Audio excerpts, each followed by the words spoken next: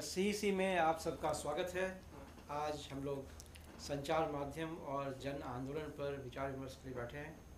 हमारे साथ हैं पारसनाथ चौधरी, जो विदेश मामले के जानकार हैं और भारतीय और विदेशी अखबारों में लगातार लिखते हैं, भारतीय मुद्दों पर लिखते हैं और यूरोप के मुद्दों पर भारत के अखबारों में बराबर लिखते हैं। हमारे साथ हैं किशन कालजई, जो सब लोग एक मासिक पत्रिका के एडिटर हैं। लगातार पिछले लगभग 25-30 वर्षों से पत्रकारिता से जुड़े हुए हैं। अनेकों लेख इन्होंने लिखा है और जो सब लोग में ये उसका आमुख लिखते हैं वो बहुत ही लोकप्रिय हुआ है। इन सब से आज हम बातचीत करेंगे कि भारतीय राजनीति में, भारतीय जन आंदोलनों के कॉन्टेक्स्ट में मीडिया का क्या महत्व है, संचार माध्यमों का क्या महत्व है, किस तरीके से संचार माध्यम इन जन आंदोलनों के बारे में लिखते हैं, कैसे उनको देखने की कोशिश करते हैं, भारतीय संचार माध्यम और विदेशी संचार माध्यम। मज़े की बात यह है कि मीडिया का जितना विस्तार इस वक्त हुआ है, जैसे हिंदी के अखबारों में यदि लें तो एक अखबार का लगभग 5 करोड़ के आसपास वितरण होता है। जितने लोग आज की तारीख में टेलीविज़न चैनल्स देखते हैं, इतना दुनिया में कभी भी नहीं हुआ था। इसके साथ साथ कई विवादास्पद मुद्दे भी उभर कर सामने आए हैं। कई लोग कहते हैं कि मीडिया, जिसे हम कहते हैं कि स्वतंत्र मीडिया हमारा है कि नहीं, लोग मानने लगे हैं कि हमारा मीडिया स्वतंत्र नहीं है।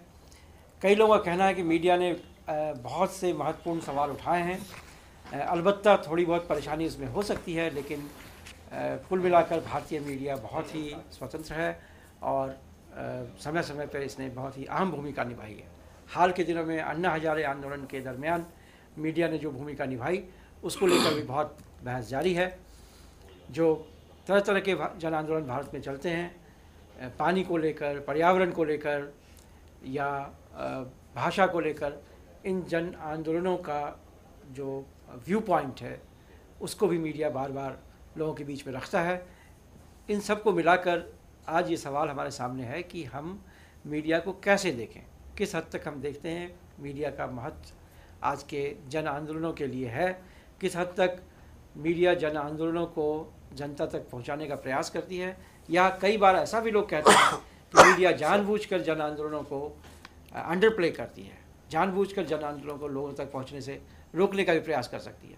इस विवाद को केंद्र में रखते हुए आज हम अपनी बातचीत शुरू करेंगे। सबसे पहले मैं किशन कालजई से बात करूंगा। किशन जी, आपको काफ़ी लंबा अनुभव है मीडिया का।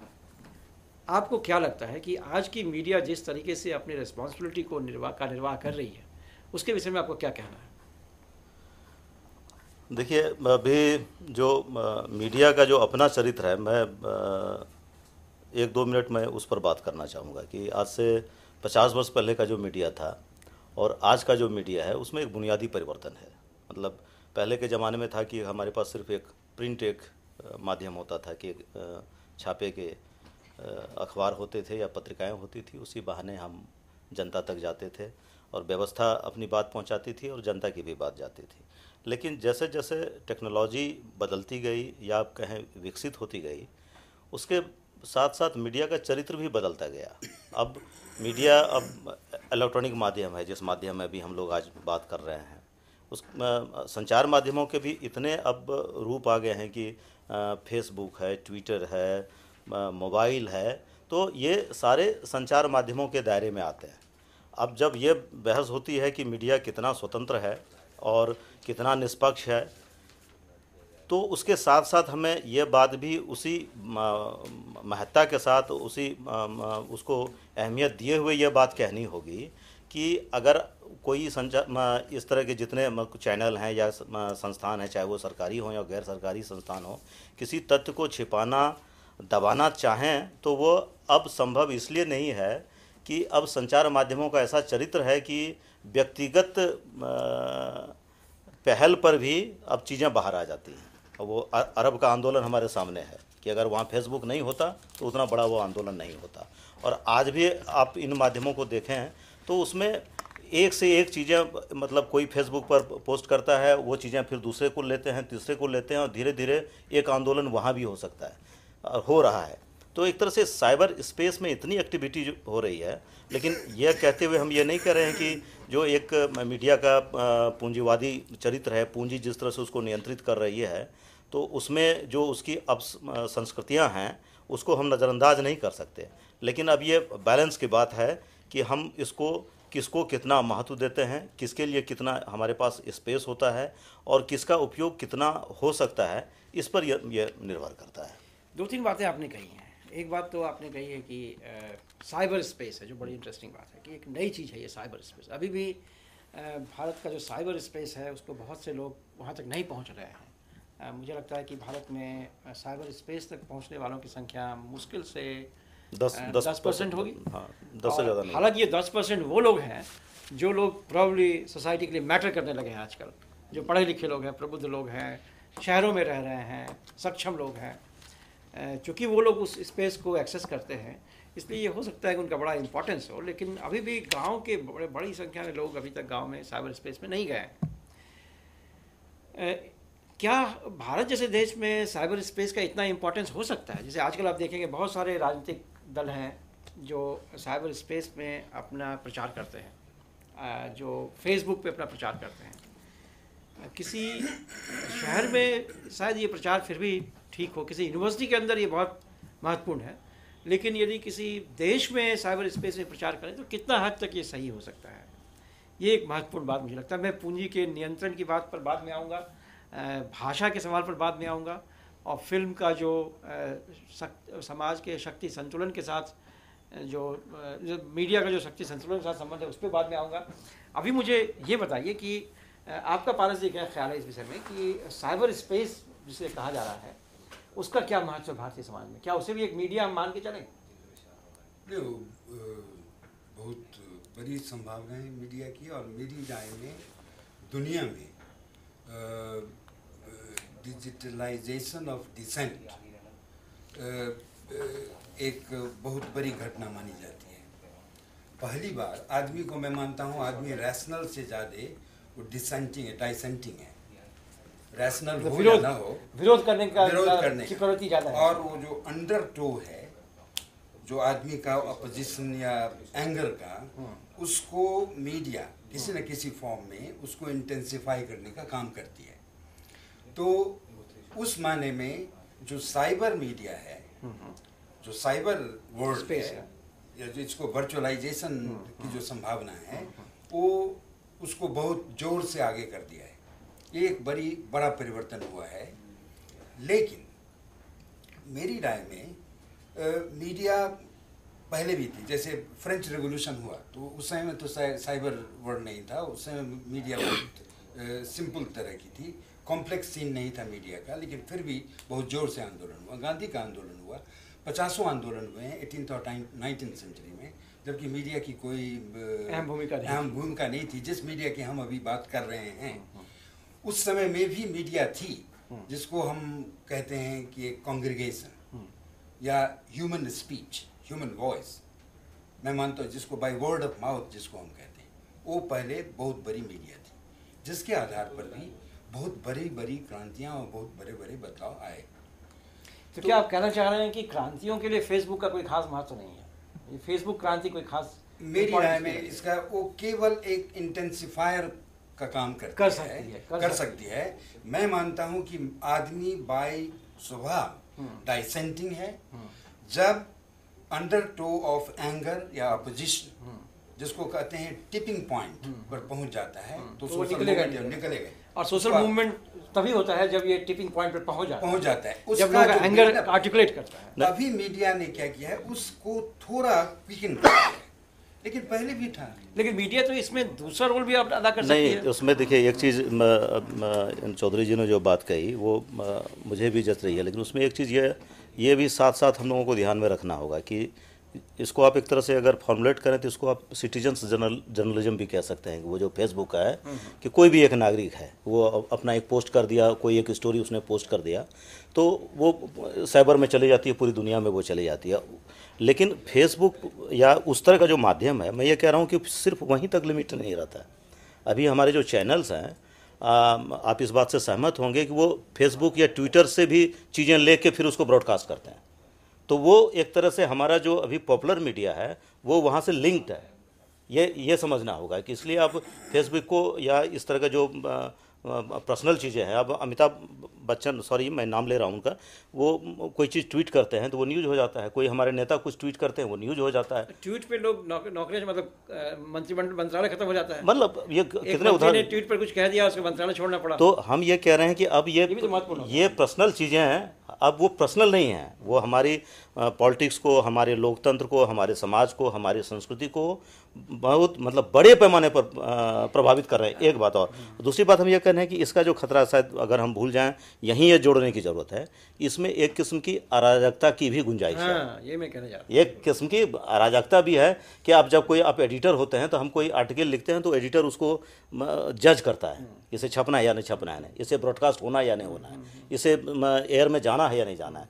लेकिन अगर कोई आप फ्रीडम है हमको लिखना है तो कोई उस समय वो विवेक नहीं होता। अगर आप गुस्से में हैं, इमोशंस में हैं, तो आपको जो जी में आता है आप लिख देते हैं। वो ये एक बड़ा खतरा है और हमको लग रहा है कि इसीलिए इस पर अब रेगुलेशन की बात हो रही है। अब इस पर जो है कानून की भी बात हो रही है, कई बार पिछले सप्ताह में इस पर बात हुई है। इसलिए हमको लग रहा है कि ये इसके रोल को, इसके महत्व को समझते हुए भी इसकी सीमा को और इसकी संभावना दोनों में एक संतुलन बनाने की जरूरत है। कई बार ये संभव है कि मैंने कुछ कहा नहीं है और किसी ने मीडिया में मुझे कोट कर दिया कहते हुए कि उन्होंने ये कहा है, और फेसबुक पे डाल दिया कि उन्होंने ये कहा है। अब वो इस तरह से फैल जाएगी बातें, कोई एडिटिंग नहीं है, कोई कंट्रोल नहीं है, तो इसकी संभावना, ये एनार्की की बात तो हो सकती है। दूसरी बात मुझे और भी एक लगती है, यदि मैं फेसबुक की बात छोड़ दूँ और मीडिया की सीधी बात करूँ और लोग जन आंदोलन की बात करूँ, तो क्या ये भी संभव है कि जैसे जन आंदोलनों, पिछली बार जो अन्ना हजारे का आंदोलन हुआ, कई लोगों ने ये कहा कि अन्ना हजारे का आंदोलन तो मीडिया क्रिएशन है, मीडिया ने क्रिएट किया है,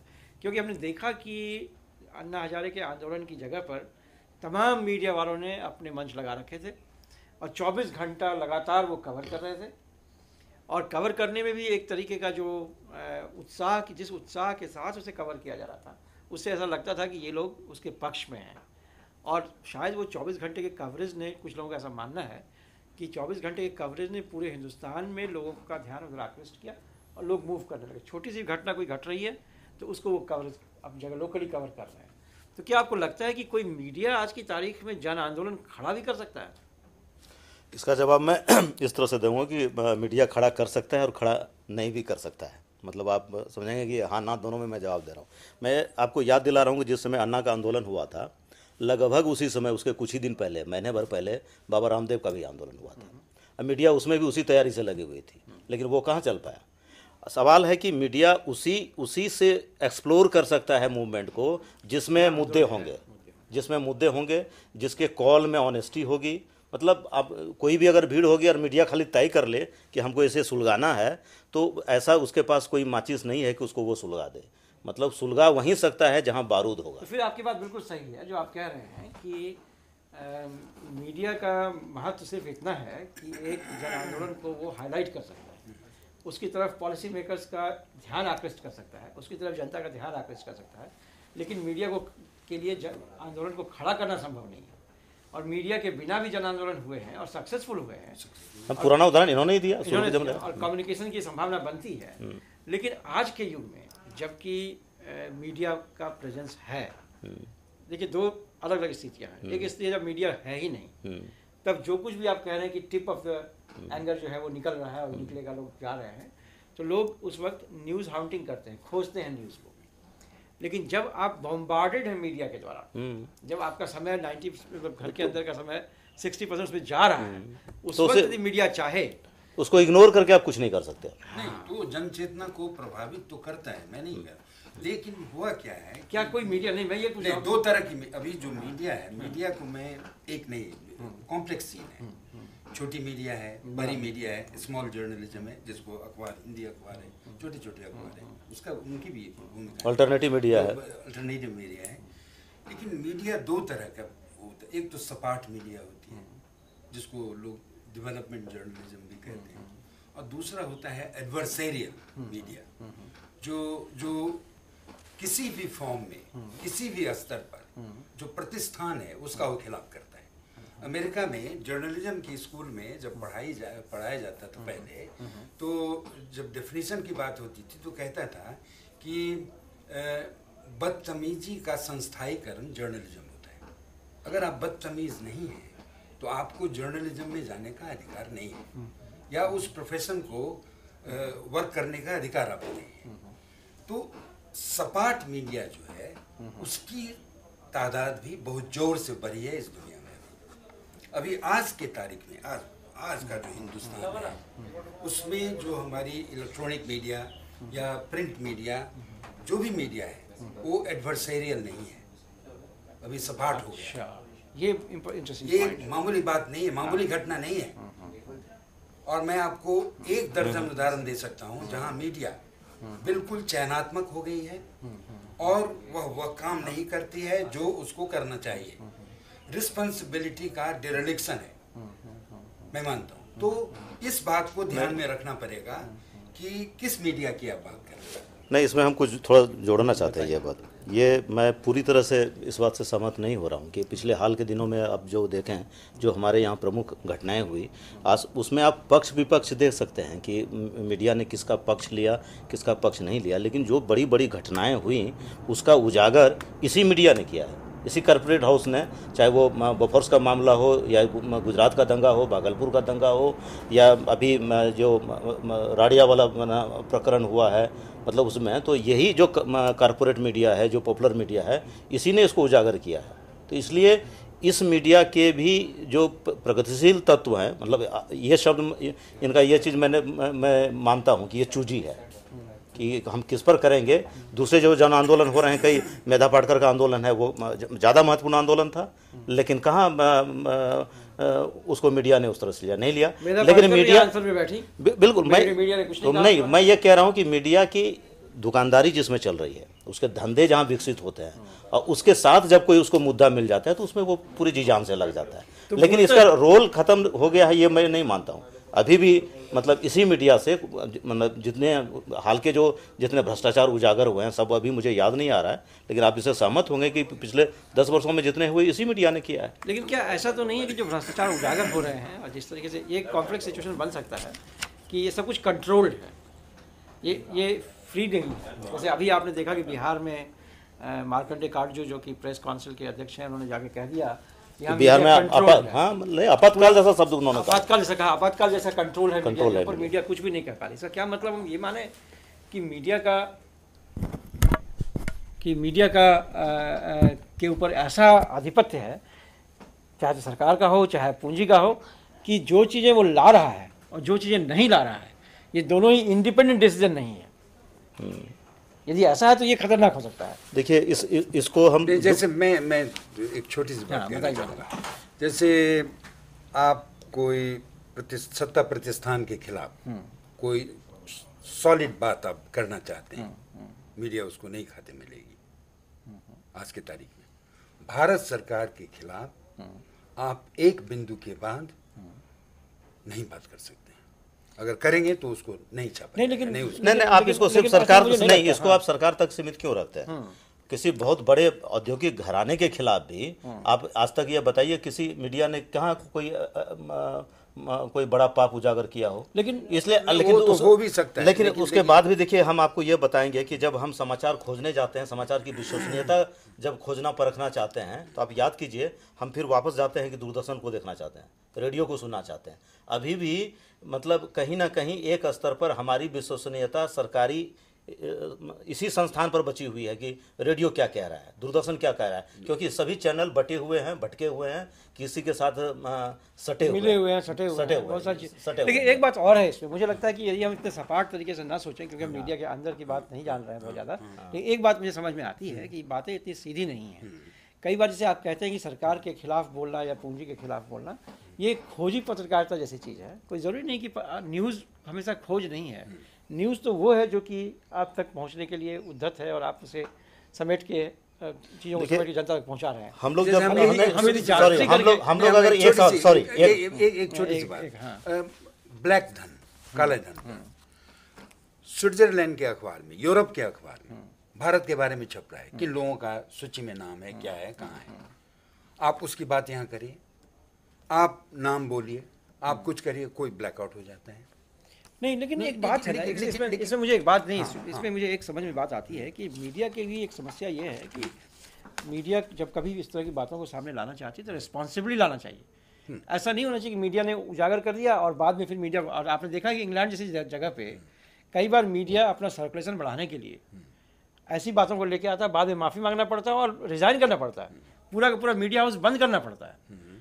तो मेरे ख्याल से इस मायने में भारत का जो मीडिया है वो ज़्यादा बेहतर इस सेंस में है कि भारतीय मीडिया रिस्पॉन्सिबली बिहेव कर रही है, ऐसी बातों को अचानक से उजागर करने की कोशिश नहीं करती है जब तक उसके पास पूरा ऑथेंटिक क्लेम ना हो किसी के बारे में। देखिए, claim to authenticity is very important. Media का रोल फिक्स करने के लिए मनिंद्र जी माफ़ कीजिएगा, हमको लग रहा है कि आपको कुछ सवालों के घेरे में आपको मीडिया को देखना होगा कि मीडिया क्या करे क्या नहीं करे, यह तय करने के लिए आप कैसे करेंगे मीडिया मतलब क्या करे। तो उसमें हमको लग रहा है कि आपको ये सवाल देखना होगा कि आज की तारीख में हमारे समाज, हमारे लोकतंत्र, इसके लिए बड़े संकट क्या है, और उस जब बड़े संकट को आप रेखांकित करना चाहेंगे तो जाहिर है सबसे बड़ा संकट उसमें गैर बराबरी है, बड़ा संकट उसमें हिंसा है, जो हिंसा गैर बराबरी से ही निकल रही है, कई चीज़ें उसमें लिंक है, अशिक्षा है। तो इन चीज़ों को एड्रेस करने के लिए अगर कहीं कोई आंदोलन चल रहा है, पर्यावरण का सवाल है, तो उसको मीडिया किस तरह से ले रहा है, उस या इन मुद्दों को वो उठा रहा है। कहीं मीडिया का काम सिर्फ ये नहीं है कि कोई इवेंट हो रहा है तो आप इवेंट को फॉलो करें, उसको सेट करना चाहिए। जैसे हमको आप बताइए फुकुशिमा न्यूक्लियर प्लांट की घटना हुई थी सुनामी के बाद, दुनिया में ऐसे भी न्यूक्लियर एनर्जी के बारे में बहुत सारे शंकाएं हैं।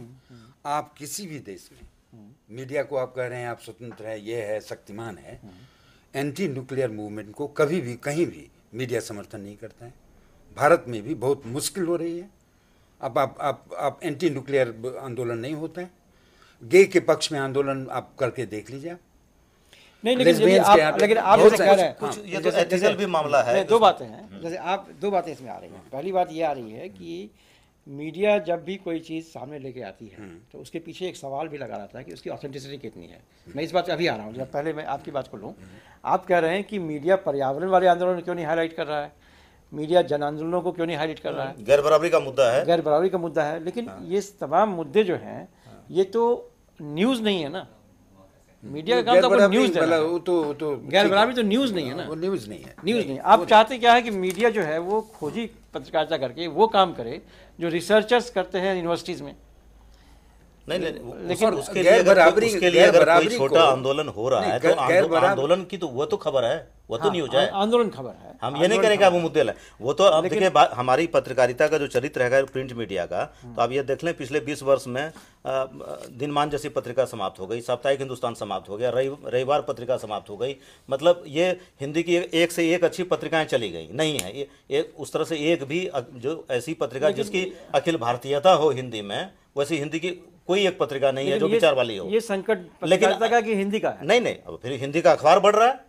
हिंदी का हिंदुस्तान अखबार पहले दिल्ली में छपता था, अब लखनऊ में छप रहा है, मेरठ में छप रहा है, देवघर से छप रहा है, रायपुर से छप रहा है। लेकिन आप इस बात को भूल रहे हैं। नहीं तो नहीं कि दिनमान जो सामग्री परोसती थी, अब वो उसके लिए 50 चैनल्स उपलब्ध हो गए हैं। उस तरह की बात को समझने के लिए हम इसको इस तरह से कहेंगे नहीं, हम यह कहेंगे कि अभी की जो पत्रकारिता है या जो पत्रकारिता के धंधे में जो लोग हैं उनके लिए विचार महत्वपूर्ण नहीं है, उनके लिए बाजार महत्वपूर्ण है। वो ये नहीं चाहते हैं कि विचार फैले, उनको यह है कि किसी तरह से हमारा सर्कुलेशन कैसे बढ़ जाए। आपका तो इसलिए अगर आप जर्नलिज्म को आप व्यूज ही थोड़े आप बनाएंगे। नहीं, व्यूज आप नहीं बनाए, लेकिन आप जब मोतिहारी में जब अखबार पढ़ रहे हैं तो आपको हम मगध भी मालूम होना चाहिए। आप अवध में हैं तो आपको अंग मालूम होना चाहिए। यहाँ तो आप एक पेज ऐसा बना रहे हैं। ये एक बड़ी समस्या हो रही है मीडिया के साथ। बिल्कुल, हम कह रहे हैं तो मीडिया का चरित्र बदल रहा है, इतना लोकलाइज हो जा रहा है, इतना लोकलाइज है कि अगर आप संथाल पढ़ना में हैं तो आपको मोतिहारी मालूम नहीं होगा बिहार में, अवध में है तो आपको मगध मालूम नहीं हो रहा है आपको। तो ये तो अखबार नहीं हुआ ना, ये आप तो मतलब पूरा एक विश्व, पूरी दुनिया, पूरा देश, पूरा समाज आपके सामने आना चाहिए, वो हो नहीं रहा। आप बाजार के पीछे जा रहे हैं कि हमारा इसमें सर्कुलेशन बढ़ेगा तो ठीक है, इसको ऐसे कर दो। तो ये चरित्र मीडिया की तरफ से बदल रहा है, तो इसमें उनका ध्यान जन आंदोलनों पर क्या रहेगा? जन आंदोलन के लिए कुछ नहीं है। जन आंदोलन पर होता है, लेकिन मेरी राय में कुछ इश्यूज हैं जिसको मीडिया नहीं छूना चाहती है। जैसे वैसे इश्यूज जिसके पीछे जो मैं कहता हूँ सिमरिंग एंगर या undertow of opposition critical level पर नहीं है, तो हमने देखा है कि एज ए रूल मीडिया उस तरह के इश्यूज को नहीं छूती है। उसके लिए आपको अपने एक्सपीरियंस को शार्पन करने पड़ेंगे, तभी ये मीडिया सोशल लेवल पर जब तक मोबिलाइजेशन एक इंसिपिएंट लेवल पर बाज़ाब्ता शुरू ना हो जाए तब तक मीडिया उसको, ऐसे आप कहेंगे कि मीडिया खुद कुछ ये करेगी, उसकी ताकत मीडिया में नहीं है। मेरे ख्याल से मीडिया से ये उम्मीद करना, जिस मीडिया की आप बात कर रहे हैं वो मीडिया एक तरह से अल्टरनेटिव मीडिया है, जो सिर्फ आम न्यूज़ को जनता तक नहीं पहुंचा के जन आंदोलनों के पक्ष में, जन आंदोलनों के साथ मिल के उस न्यूज़ को कवर करने की कोशिश करे, जो विचार उत्तेजक या विचार पूर्ण लेखों को लाने की कोशिश करे। वो भी एक तरह का काम है, वो भी एक तरह का मीडिया, उस तरह की मीडिया है, उस तरह की मीडिया है। लेकिन इनका ये कहना कि हिंदी में इस मीडिया की कमी होती जा रही है, और इसका कारण शायद ये भी है कि जो हाउसेज मीडिया हाउसेज हैं, उन्होंने हिंदी जनता के मानसिकता को गलत समझ लिया है, उसको अंडरएस्टिमेट किया है। उनको परोसने के लिए जैसे हिंदी का कोई मैगजीन निकलता है तो उसके मटेरियल को वो सब स्टैंडर्ड कर देते हैं। उनको लगता है कि ये सब तक नहीं पहुंच सकता, शायद ये कारण हो। नहीं, मुझे ये बात समझ नहीं आ रही है। उसके लिए हिंदी जर्नलिस्ट भी बहुत जिम्मेदार है भाई। आप हिंदी का अखबार उठाइए, वो जो रिपोर्ट करते हैं वो करेंगे क्या, तो डाइन पर कर देंगे, मैजिक पर कर देंगे, आप रिपोर्टर सपेरे पर कर, आप रिपोर्टर को दोष नहीं दीजिए, आप एडिटर को दोष दीजिए, आप उस मीडिया हाउस को आप दोष दीजिए। वो कहते क्या जानते हैं, वो कहते हैं कि ये ऐसी स्टोरी आप नहीं देंगे तो हमारा सर्कुलेशन नहीं बढ़ेगा। अभी पिछले कुछ दिनों में नहीं, हमको लगता है कि इसमें जर्नलिस्ट खुद भी जिम्मेदार है। मेरे ख्याल से ये काफी सही है, क्योंकि पिछले एडिटर प्लान करता है कि आप हमको ये स्टोरी ला के दो। पिछले कुछ दिनों में आपने देखा है कि कई फिल्में आई हैं, पेज 3 भी आया है, वो भी मीडिया ही है, मीडिया पर है। एक और कोई फिल्म अमिताभ बच्चन की आई थी। ये तमाम कई तरह की फिल्में मीडिया पे आई हैं, जिसमें ये साफ साफ दिख रहा है कि मीडिया हाउसेस के अंदर जो मीडिया का पूरा जो कार्यक्रम है उसके अंदर पत्रकारों की स्थिति बहुत स्वतंत्र नहीं है। उसके अंदर जो एडिटर्स भी, पहले कई एडिटर्स ने मुझे कहा कि जो पहले एडिटर्स थे, अब वो एडिटर्स एक्चुअली वो सिर्फ मीडिया हाउस के जो मालिक हैं उनको सपोर्ट करते हैं। मीडिया हाउस के मालिक कई बार पहले इंटरव्यू नहीं करते थे। अभी हाल के दिनों में जो खबरें आ रही हैं, ये पेड न्यूज़ की जो खबरें आ रही हैं, और यदि पेड न्यूज़ होता है तो ओबियसली जन आंदोलनों के पास तो पेड न्यूज़ क्रिएट करने का क्षमता नहीं है। प्रभास जोशी जैसे व्यक्ति ने लिखा, लगातार लेख लिखा इस बात पर कि इमरजेंसी के बाद जब उन्हें ये पता करना था कि हिंदुस्तान की राजनीति में क्या होने वाला है, तो उन्होंने क्या किया कि तमाम लोकल न्यूज़पेपर्स को जमा किया। रोज़ लोकल न्यूज़पेपर्स को देखकर तय करते थे, उसको पढ़ के समझने की कोशिश करते थे कि वहाँ क्या चल रहा है। और जो कुछ उन्होंने निष्कर्ष निकाला, तब तो सेफोलॉजी इतना नहीं था, तो उन्होंने बिल्कुल वही निष्कर्ष निकाला जो होने वाला था। और उनकी मृत्यु के जस्ट पहले जो चुनाव हुआ, उस चुनाव के बारे में उन्होंने बताया कि जब उन्होंने यही काम किया उस वक्त तो बहुत बुरी स्थिति हुई, क्योंकि एक ही अखबार में एक पेज के ऊपर एक कैंडिडेट के बारे में लिखा जा रहा है कि वो जीतने वाला है, दूसरे पेज के ऊपर ठीक उसके विरोधी के बारे में लिखा जा रहा है कि वो जीतने वाला है।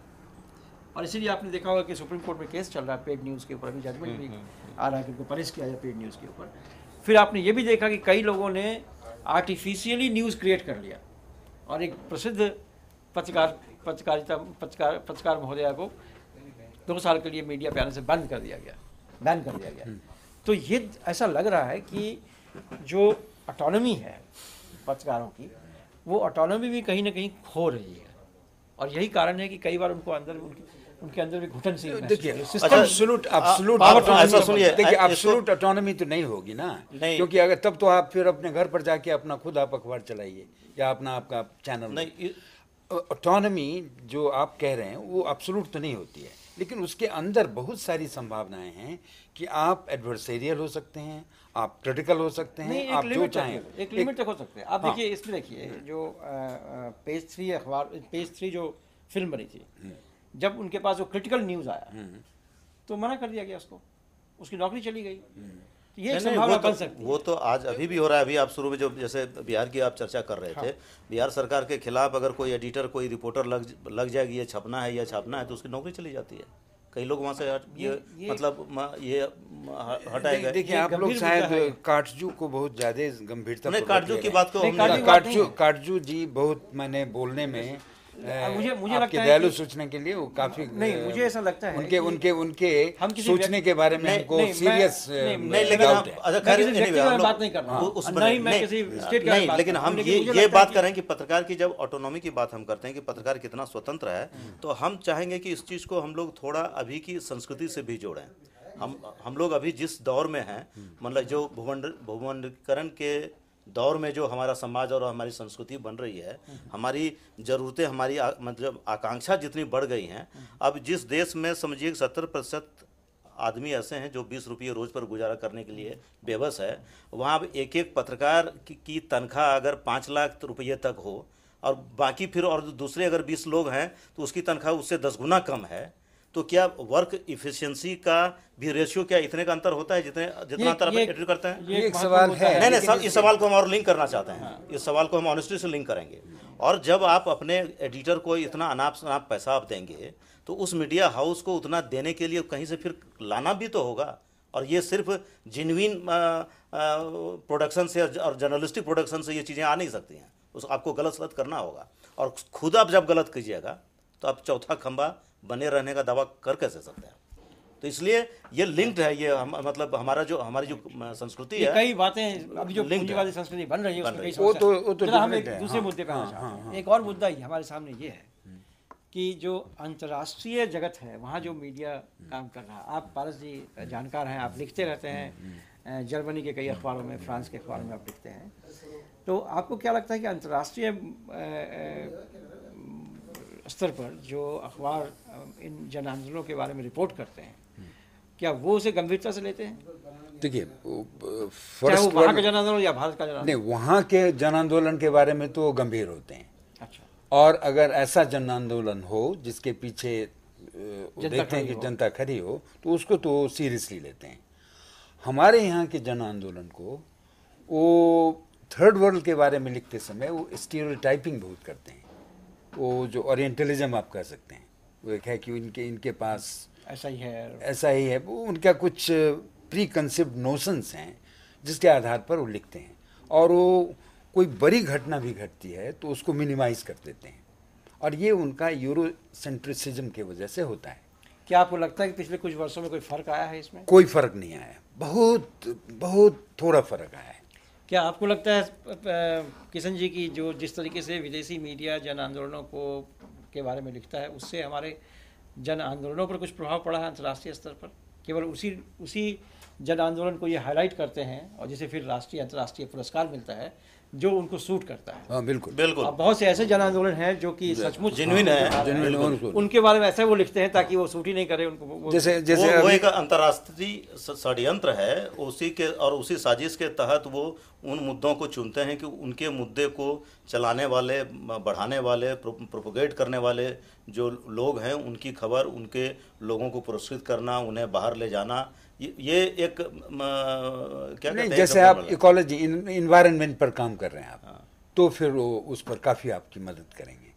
अगर आप एंटी न्यूक्लियर वगैरह करते हैं भारत में अभी, तो उसमें आपको शायद वो क्यों नहीं करेंगे? अच्छा, वो ऐसी चीज़ें जो भारत के विकास की संभावनाओं को कमजोर करती है। भारत की कृषि को विकास लाने के लिए अगर कोई आंदोलन हो रहा हो, जिसमें मान लीजिए कि हमें जो जेनेटिक मॉडिफिकेशन वाला जो बाहर से बीज हमें लेना पड़ता है, इसके खिलाफ कोई मूवमेंट करने वाला, तो इसको थोड़ी बाहर से कोई सपोर्ट मिलेगा, इसको तो और वो लोग डिस्करेज करते हैं।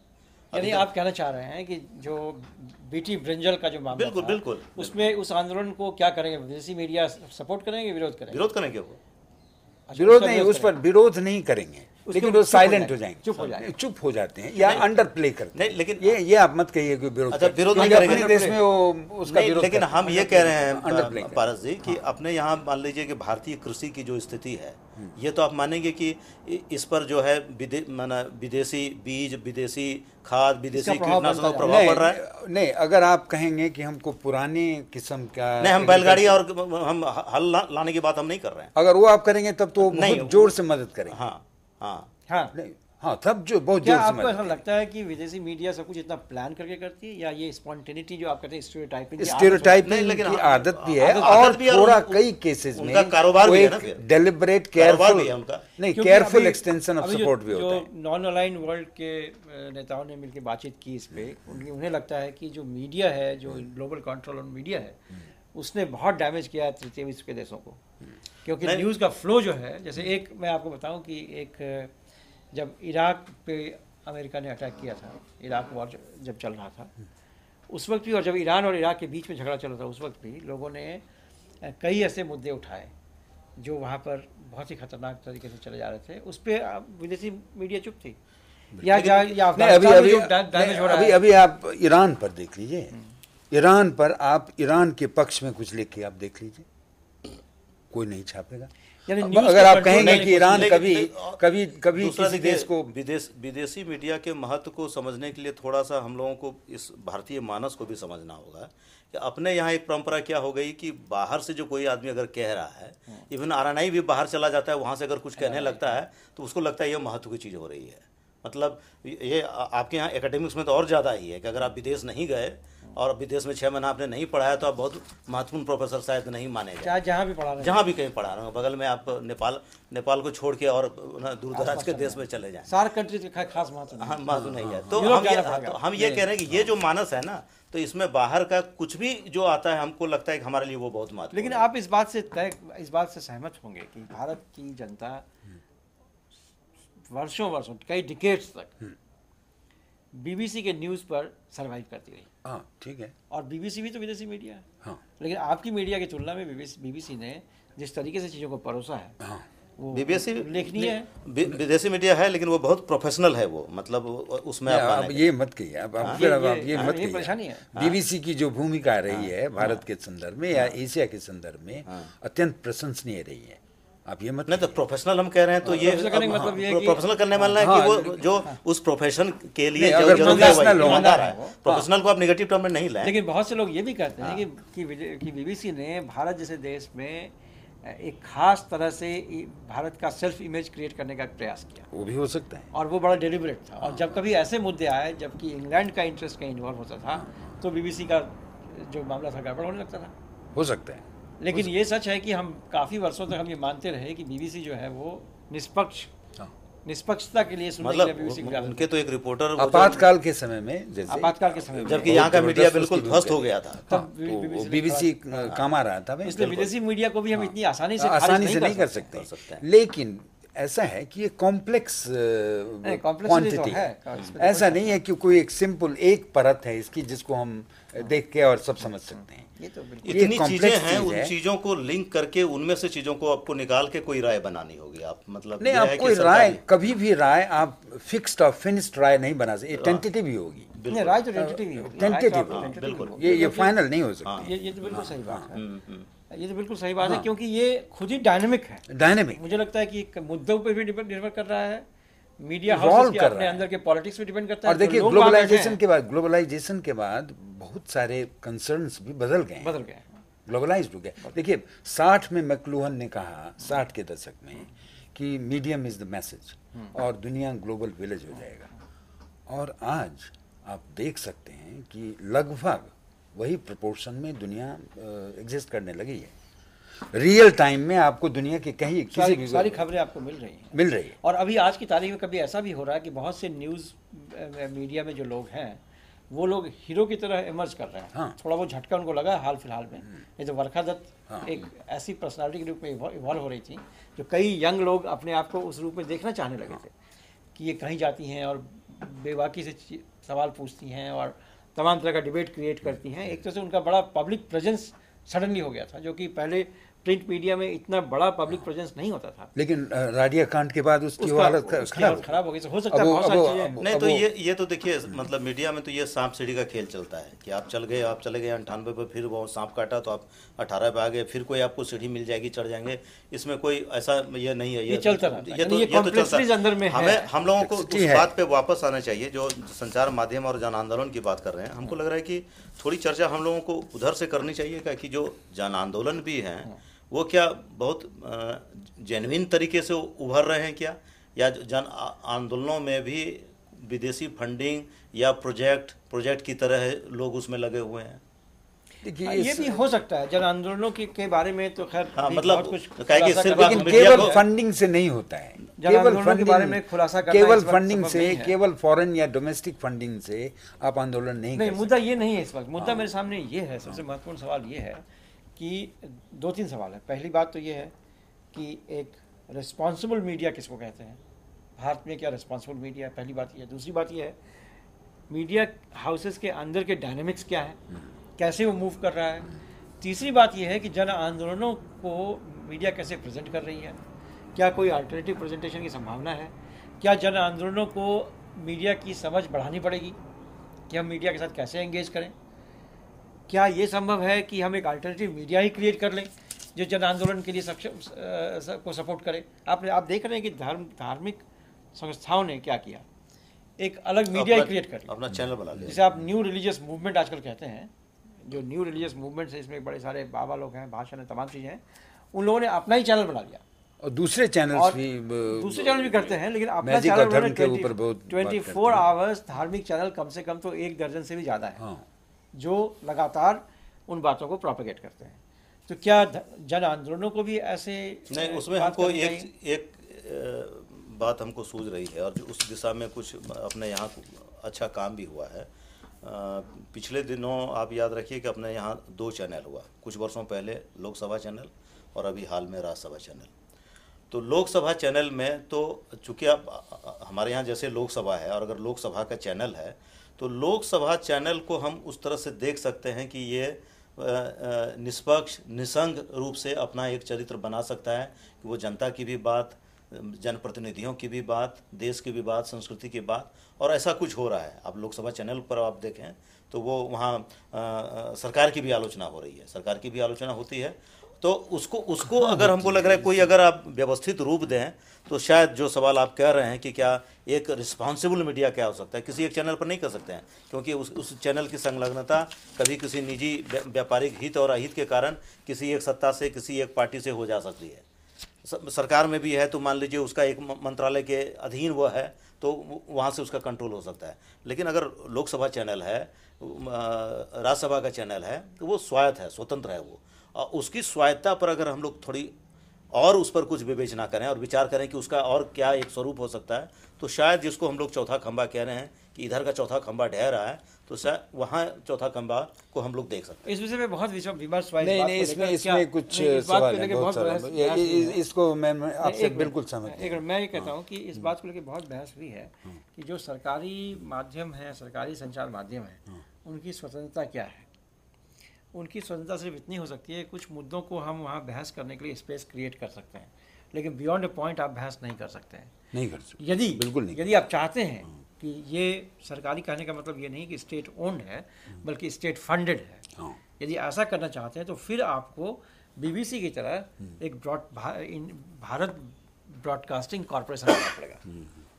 भारत ब्रॉडकास्टिंग कॉरपोरेशन जो है वो, जिसकी ऑटोनॉमी आपको गारंटी करनी पड़ेगी, जो उसका जो संचालक होगा उसका, या जो अध्यक्ष होगा उसका, जिस तरह से बीबीसी के फंड की गारंटी है, उसकी पूरी ऑटोनॉमी है, वैसा एक ऑटोनोमस मीडिया। मैं तो वही कह रहा हूँ कि इन चैनलों की स्वायत्ता के बारे में और आप विचार करें, क्योंकि ये लोकसभा और राज्यसभा तो सरकार के अधीन नहीं है।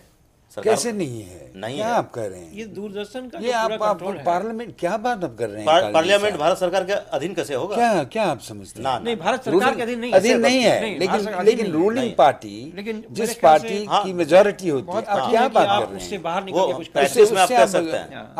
आप जो कह रहे हैं वो बिल्कुल उसके पीछे उसका कोई आधार नहीं। इमरजेंसी के दरमियान ये चैनल्स होते, तो इन चैनलों पे आप यदि इमरजेंसी के खिलाफ बोलते तो बोल सकते थे आप, लेकिन आप ये तो आप क्या बात कर रहे हैं? आप कहना मुश्किल था, कहना मुश्किल है, गलत बात है। लेकिन हाँ, ये हो सकता था। मैं जो बात ऑटोनोमस आपने क्रिएट कर, जो आप कह रहे हैं, जो बीबीसी के लाइंस पर अगर आप एस्टैब्लिश करें तब ये बात बन सकती है। लेकिन अब मेरे ख्याल से उसकी भी जरूरत नहीं है। अब ये हो गया, एक सेकंड में ये कहूँ, अब तो ये हो गया कि आप ग्रेजुअली ये महसूस करेंगे कि लोगों तक पहुंचने के, जो आपने शुरू में बात की थी, इतने सारे चैनल्स हो गए हैं कि इतने सारे चैनल्स हो गए कि इनका रोल अपने आप, जिसको आप मीडिया कम होता जा रहा है। बिल्कुल, जिसको आप मीडिया नहीं भी कहेंगे, उसके माध्यम से भी आपको ऐसे समाचार मिल हाँ, रहे हैं, मतलब कोई ज्ञान मिल पर्दाफाश रहा अगर है। आपको करना होता है अकेले चाहें तो उसको कर ले सकते हैं। और इस माने समाचारों का में प्रभाव पड़ रहा है। पड़ रहा है। और इस मजे की माने बात में ये है इस कि उन माने में समाचारों को लेकर आंदोलन खड़े हो जा रहे हैं। हाँ, उन समाचारों को दुनिया भर में लोग बातचीत करने लगते हैं। अब इस मायने में समय ब्लॉगिंग बदल रहा है। ब्लॉगिंग ही हाँ, है, राइट। तो उसको आप कह रहे हैं मीडिया है, लेकिन वो ब्लॉगिंग क्या है? वो तो इंडिविजुअल का अपना एक ये है। तो मैं दूसरी बात कह रहा था कि अभी हुआ क्या है कि दुनिया में डिजिटलाइजेशन, ग्लोबलाइजेशन वगैरह ये सब, ये जो microchips revolution, technology, high technology revolution, सबसे हुआ है क्या कि आम लोग भी जो बहुत धनी भी नहीं है या इकोनॉमिकली ठीक भी नहीं है, गरीब है, जिसको कुछ नहीं है, उनके पास भी आज वो सूचनाएं हैं जो पहले केवल बड़े लोगों को हो सकता था, एरिस्टोक्रेट्स को हाँ, हो सकता था। सूचनाओं के मामले में तो सूचना बहुत- के मामले में तो सूचना का विस्फोट हो गया, और उसने एक तरह की ताकत, सूचना का मतलब होता है ताकत, सूचना का मतलब होता है ट्रांसपेरेंसी, सूचना का मतलब होता है डार्कनेस का खात्मा। तो आदमी बहुत मजबूत हो गया है इस सूचना के प्रवाह के कारण, और उसका दिमाग किसी और लेवल पर काम कर रहा है। और जो पॉलिटिकल पार्टीज हैं, जो एस्टेब्लिशमेंट है, उसका जो एहसास है और जो जनता का एहसास है, दोनों में फ़र्क है।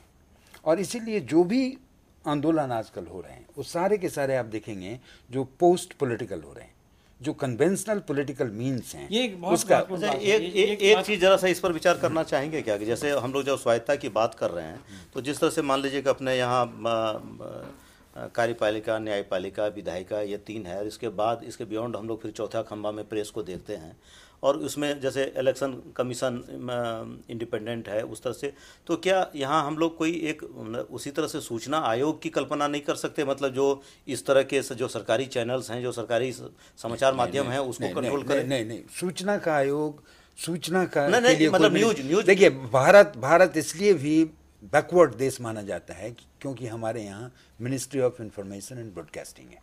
दुनिया में कहीं भी सरकार के हाथ में सूचना की ताकत नहीं होती है, दुनिया में कोई भी। लेकिन हम सरकार के पास ताकत देने की बात नहीं कर रहे हैं, सरकार से निकालने की बात कर रहे हैं। सूचना आयोग आप क्या करेंगे? तो फिर सूचना को आप नहीं, इलेक्शन कमीशन कैसे आपके यहाँ कहना ये है कि जुडिशरी फ्री है ना आपके पास? BBC के वही बात, उसी तरह से मैं कह रहा हूँ कि आप न्यूज़ को फ्री कीजिए। ये बात तो हम लोग कह रहे हैं। जुडिशरी कहाँ फ्री है अभी? BBC आज के- की तारीख में फिर आप नहीं कर एक सकते मिनट, हैं। जैसे अभी उसके बारे में शंका है, आप क्यों आप ऐसे नहीं, आप कह रहे हैं? practically free है कि कहाँ नहीं कौन है? कह रहा है कि एक- जुडिशरी फ्री है? प्रैक्टिकली नहीं, फ्री है कि अभी नहीं है। एक- अभी जुडिशरी का जो स्टेटमेंट आता है वो पॉलिटिकल स्टेटमेंट आता है। प्रैक्टिकली फ्री है कि नहीं है, ये एक अलग मुद्दा है। हाँ। लेकिन संवैधानिक तौर पे हाँ, एक ऑटोनॉमी उसको- जुडिशरी को दी गई है। वो दी गई है। इनका ये वो तो ठीक कहना है कि क्या ऐसी ऑटोनॉमी हम प्रेस के लिए सोच एक सकते और हैं, क्रिएट किया जाए, ऑर्गेनाइजेशन, इंस्टीट्यूशन एक और क्रिएट किया जाए प्रेस के लिए। प्रेस के लिए, हाँ। जो कि इसी ऑटोनॉमी को, जिसके ऑटोनॉमी का मतलब ये है कि फंडिंग सरकार करे उसकी। हाँ। तो प्रेस काउंसिल ऑफ इंडिया से क्या डिफरेंट होगा, सो हमको आप बताएं। प्रेस काउंसिल ऑफ इंडिया से डिफरेंट, उसमें क्या वही बात हो रही है कि प्रेस काउंसिल ऑफ इंडिया से डिफरेंट इसमें इस मायने में प्रेस- होगा कि प्रेस काउंसिल ऑफ इंडिया के पास इस वक्त कोई अखबार नहीं है ना, उसके पास कोई चैनल नहीं है, कोई न्यूज़ नहीं है। फाइनेंशियल पावर भी नहीं है। नहीं, चैनल और यदि अखबार वो क्यों होना नहीं, चाहिए? एक मिनट, यदि कॉर्पोरेशन बनता है आपका, तो कॉर्पोरेशन बनने का मतलब है कि उसके पास फाइनेंशियल कैपेसिटी है कि वो सपोर्ट कर सके मीडिया को। फाइनेंशियल कैपेसिटी है कि वो ऑटोनॉमी को बरकरार रखने के लिए, सपोज आज की तारीख में आपकी मीडिया डिपेंड कर रही है एडवर्टीजमेंट के ऊपर। जैसे प्रिंट मीडिया तो सरकारी एडवर्टीजमेंट उसके लिए बहुत महत्व रखता है। अब यदि आपने कोई ऐसा पोजीशन लिया जो सरकार के खिलाफ है, तो आपको सरकारी एडवर्टीजमेंट नहीं मिलेंगे, आप बंद हो जाएंगे। तो बहुत सारी चीज़ें मीडिया में जो आप पहले कह रहे थे कि बहुत सारी ऐसी बातें आप नहीं छाप सकते हैं, क्योंकि कई बार वो सरकारी एडवर्टीजमेंट का भी मामला रहता है। और ये केंद्रीय सरकार चाहे जितना भी करे ना करे, लेकिन राज्य सरकारों में जो बात वो बिहार के संदर्भ में कह रहे हैं, अभी कई लेखों ने ये बताया है कि बिहार में सरकारी एडवर्टीजमेंट किस तरह से कंट्रोल हो रहा है, या और भी कई राज्यों में हर चीफ मिनिस्टर अपने तरीके से मीडिया को मैनेज करने का प्रयास करता है। और मीडिया को मैनेज करने के प्रयास में एक प्रयास ये भी है कि जो सरकारी एडवर्टीजमेंट हमें देना है वो हम किसको देंगे, ये उसकी ऑटोनॉमी होती है। तो यदि कोई ऐसा BBC कॉर्पोरेशन जैसा हो जिसको गवर्नमेंट एनुअल बजट दे कि भाई इंफॉर्मेशन क्रिएट करने के लिए ऑटोनमस ऑर्गेनाइजेशन है, जिसको हम एनुअल बजट देते हैं, जिसका बजट इस बात पर निर्भर नहीं करता है कि वो सरकार के पक्ष में इंफॉर्मेशन क्रिएट कर रही है या विपक्ष में information, autonomous independent view point create करने के लिए मीडिया को फंड करे सरकार। ये एक बात बहुत दिनों से चर्चा में वो है। वो तो है, लेकिन तो एक इंस्टीट्यूशन होगा ना, लेकिन अब पूरे मीडिया सीन को कैसे आप कवर नहीं, करेंगे? फिर वही जो एक इंस्टीट्यूशन, फिर तो आप रेगुलेशन की बात आ जाएगी। नहीं, रेगुलेशन नहीं, वही जो एक इंस्टीट्यूशन होगा, हाँ। वो इंस्टीट्यूशन ऐसा मीडिया क्रिएट करे जो उसकी विश्वसनीयता बढ़ जाए। बीबीसी भी बहुत आइडियल नहीं है, बीबीसी के बारे में भी बहुत रिलेटिवली वैसा हो, और उसमें और भी ऑटोनमस क्रिएट करने की कोशिश की जाए, लेकिन बाकी जो प्राइवेट मीडिया है वो उसके साथ कम्पीट करें फिर न्यूज़ के लिए। बहरहाल हम इस बहस को यहाँ छोड़ना चाहते हैं, ये हमको इस बहस से आगे हम बढ़ना चाहते हैं इस मुद्दे को लेकर कि जो एक तो हो गया सामाजिक आंदोलनों को लेकर क्या चल रहा है, कॉन्फ्लिक्ट रिपोर्टिंग कैसे की जा रही है, ये भी एक बहुत अहम मुद्दा है, क्योंकि वहाँ जन आंदोलनों के अलावा भी वैसे कई सवाल उठ जाते हैं। जो जिन एरियाज़ में देश के अंदर जनसंघर्ष चल रहा है, जन आंदोलन और जनसंघर्ष में थोड़ा मैं डिफरेंस करना चाहूँगा। जनसंघर्ष जहाँ की आर्म्स स्ट्रगल भी इन्वॉल्व है, जहाँ स्पेशल मिलिट्री एक्ट लागू किया गया है, जहाँ सरकार कई बार दमन का प्रयोग करती है, उन आंदोलनों में, उन जगहों पर जहाँ मीडिया का डायरेक्ट पहुँचना कई बार मुश्किल हो रहा है, उन इलाकों में जो न्यूज़ चैनल्स काम कर रहे हैं, उनका क्या रोल हो, कैसे वो इसको रिपोर्ट करते हैं। अभी हाल में आपने देखा होगा कश्मीर को लेकर जो रिपोर्टिंग्स हुई हैं वो काफ़ी कंट्रोवर्शियल रही है। हमारा तो मानना है कि दुनिया भर में कैसे होता है, दुनिया में जो कॉन्फ्लिक्ट रिपोर्टिंग हो रही है वो कैसे हो रही है। जैसे क्या आप मानते हैं कि बीबीसी यदि इजराइल और अरब के बीच के झगड़े को हाईलाइट करना है तो बीबीसी का उसमें एक पोजीशन रहता है, बिल्कुल, या बीबीसी इंडिपेंडेंट रहती है? नहीं, सवाल ये नहीं पोजीशन रहता है। This is where the problem comes. हाँ, और कॉन्फ्लिक्ट रिपोर्टिंग भारत के अंदर जो हो रहा है वो लगभग 90% जो भारत सरकार का जो पॉइंट ऑफ व्यू होता है वही रिफ्लेक्ट होता है। हाँ, ये एक समझने की बात है। अमरेंद्र जी से मैं पूछना चाहूँगा, अमरेंद्र जी कॉन्फ्लिक्ट रिपोर्टिंग के ऊपर काम कर रहे हैं, इनका काम है कॉन्फ्लिक्ट में कैसे रिपोर्ट किया जा रहा है, और अखबारों से जो रिपोर्ट आता है क्या उसका इम्पैक्ट कॉन्फ्लिक्ट पे पड़ता है, या कॉन्फ्लिक्ट के बारे में जो सरकार की नीतियाँ होती हैं उन नीतियों को लेकर अखबार चलता है। आप अमरेंद्र जी क्या करते हैं इसके मामले में? कॉन्फ्लिक्ट रिपोर्टिंग एक नया एस्पेक्ट है। आप अभी वर्तमान स्थिति में पॉलिटिकल रिपोर्टिंग जो कवर करते हैं, हमें कॉन्फ्लिक्ट रिपोर्टिंग को कवर कर रहे हैं, लेकिन इसका अंडरस्टैंडिंग दूसरा है, इसका थियोरेटिकल बेस अलग है। थियोरेटिकल बेस अलग है, इसका जो स्पेस है जहाँ से रिपोर्टिंग हम लोग कर सकते हैं वो अलग है।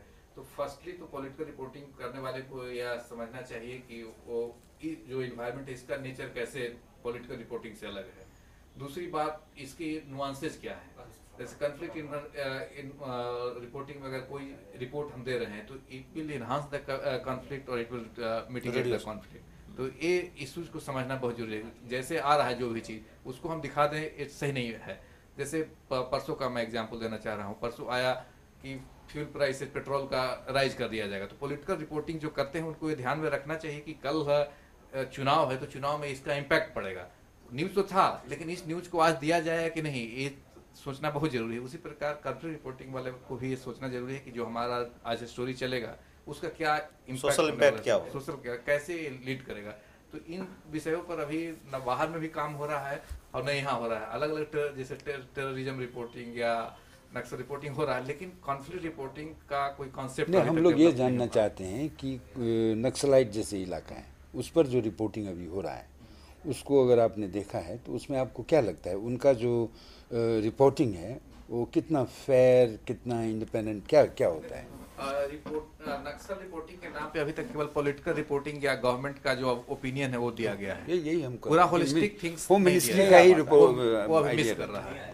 वो अभी मिस कर इंडिपेंडेंट नहीं। कुछ अखबार में जैसे इंडियन एक्सप्रेस में है, या ये आशुतोष भारद्वाज एक रिपोर्टर हैं, उनका एक डायरी आ रही है, उसका हिंदी जनसत्ता में भी आ रहा है, तो उसमें हमको लग रहा है कि कुछ जेन्युइन चीज़ें आ रही है। तो बिल्कुल आप ये नहीं कर सकते कि ब्लैकआउट है, बिल्कुल नहीं है, ऐसी बात नहीं है, लेकिन ये चीज़ फिर यूरोपियन मीडिया में या अमेरिका की मीडिया जी, हम लोग के पास समय बहुत ज़्यादा नहीं है, लेकिन हम लोग आज के डिस्कशन को कंक्लूड कहाँ करना चाहेंगे? जनसंचार माध्यम, जन आंदोलन, संचार माध्यम का चरित्र, जन आंदोलनों की स्थिति और ये जो व्यवस्था, ये भूमंडलीकरण का यह दौर, इसमें मतलब अगर इसको क्या कहते हैं कि अगर एक पंक्ति में इसे कहना हो या 2-3 पंक्ति में, इसको कैसे कंक्लूड किया जाए, इसको मुझे वही मैं अब आ रहा था कि समय लगभग समाप्त हो गया। मुझे लगता है कि इस वक्त जो संचार माध्यम हैं उनके अंदर ही बहुत मंथन चल रहा है और कई नई चीज़ें उसमें उभर के आ रही है। कॉन्फ्लिक्ट रिपोर्टिंग एक बात इन्होंने बताई, अभी नई चीज़ उभर के आ रही है।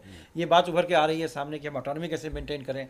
ये बात भी उभर के सामने आ रही है कि जो जो जो जो आंदोलनकारी जो पत्रकार हैं और जो मीडिया हाउसेज हैं उनके बीच में डिफरेंस आ रहा है। तो ऐसे कई सारी चीज़ें हैं जिसको लेकर परेशानियां चल रही हैं।